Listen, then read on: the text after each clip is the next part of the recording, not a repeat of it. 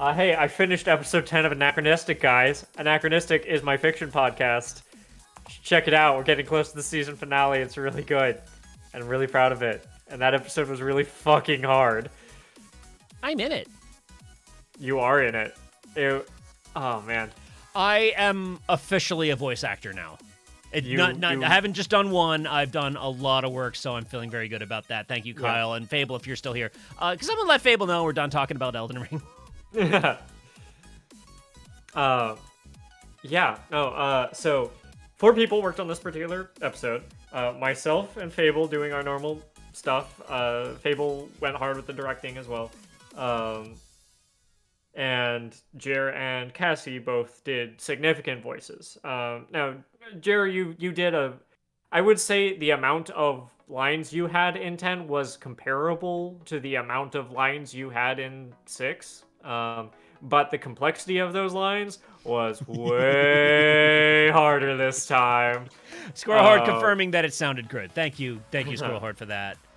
I am glad you liked it, Squirrelhard. Yeah, because first time was a lot of work because it was my first time. I dabbled. I did a little bit of voice work for Fable on Zier's podcast Stories for Monsters, and then you and I talked about Anachronistic, and I was like upfront, hey, do you want me to do anything? And you were like, I have a thing specifically for you.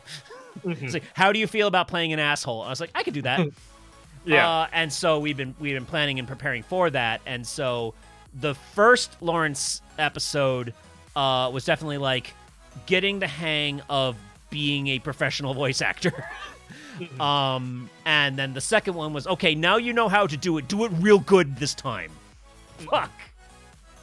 It's fun. Yeah, it's a blast, Kyle. It's there's something to be said about being given a script and having the writer in the room when you're recording it being like, I don't think this works. And the writer's like, okay. And then we fix it on the spot. Yeah. And that happened a lot. And frankly, with how I write Anachronistic scripts, I'm doing that too when I'm the one recording. That makes a lot of sense. And I think writing for another person is itself an extension of what you're already doing. And so it makes complete sense. And then as soon as we reach one of those points where this entire paragraph is one sentence, and anyway, okay, shit, let's fix it. And we break it down. We do a writing session and then fix it. And it's just we're kind of editing in the spot, but at the same time, it's it's just what am I trying to say here? It was the most unprofessional experience I could have imagined. And I'm sure, I've actually become pretty at peace with the fact that, especially, being so into the indie scene, a lot of times what we see as professionalism is simply a facade. I can see that, yeah. No one knows what they're doing. Everything's a mess. The trick is to trick other people into thinking you know what you're doing, and I think as we develop as a society, as a culture, we find the need to keep up that facade less and less important. So that's why I don't mind talking about how there was a billion run-on sentences to the script that I didn't catch when I was writing at any point in the process, and you know what? I don't care because that was the hardest 4,000 words of my career to write.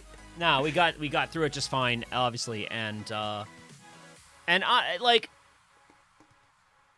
for comics, I will I'll write my script and then go to put pen on paper and realize, oh wait, this doesn't work, and then massage it in application. And so, seeing that same thing happen, while producing, while voice acting a podcast, while someone's giving me lines, hey, these lines make no sense. Mm-hmm. Makes it, in and of itself, makes sense, because it's that, no, I've seen that happen. Mm-hmm. And, for the first Lawrence bit, you didn't know the character yet. That's true. And you'd you had the basics of like of what needed to be done, you know, what Lawrence needed to be. But you didn't know who he was. And then I come in, I look at the script, it's like, okay, based on what he needs to do and what he needs to be, I know, I get who he is. And so really applicable example of this is we know that Lawrence is a homophobic man. And I was comfortable playing that as an actor, but I wanted to know why. And Kyle hadn't really put thought into that yet, and so we kind of like said, okay, what is it about him that makes him this way? Where does it come from? And that made it, well, for my part, being very not homophobic, it made it easier for me to play this homophobic character. But it also made him more of a person in that, like, okay, you have these views because of these things that we didn't really even talk about them or unpack them in the episode. But it helped me sell his lines in a way that, like, no, he's behaving in this way and he thinks these things, he's making these conclusions because he's this kind of person and he has these doubts and he has these fears and he has these insecurities and so on and so on. And as we construct him as a character, his assholiness was what's the word I'm thinking of? Like useful, maybe? Like, well, like, I want to say, like, I did know who Lawrence was as a character. But I didn't know, like, there's an aspect of you playing Lawrence that I could not have known until I was in the room with you. Working on that. And it added a lot more to a vocal medium. To a medium that requires acting. I think Lawrence's character was infinitely strengthened by the input you gave, not just like with both episode 6 and episode 10. And that's a really cool experience. I think so. Anyway, getting back to episode 10. Boy, was that even for my small part of it, that was a production. Yeah. So I was talking with Fable, it's like, we joked that episode 4 was a cursed episode because every part of production took longer than it was supposed to. Yeah. 10 wasn't cursed. Every part of it took exactly as long as it was supposed to. It's just the combined amount of that time was a lot. Yeah. That's why I say it was one of the, like, most complicated, hardest projects of my career. Not even the series, just episode 10. Like, the coordination of everyone, the fact that everyone involved had to give it their all.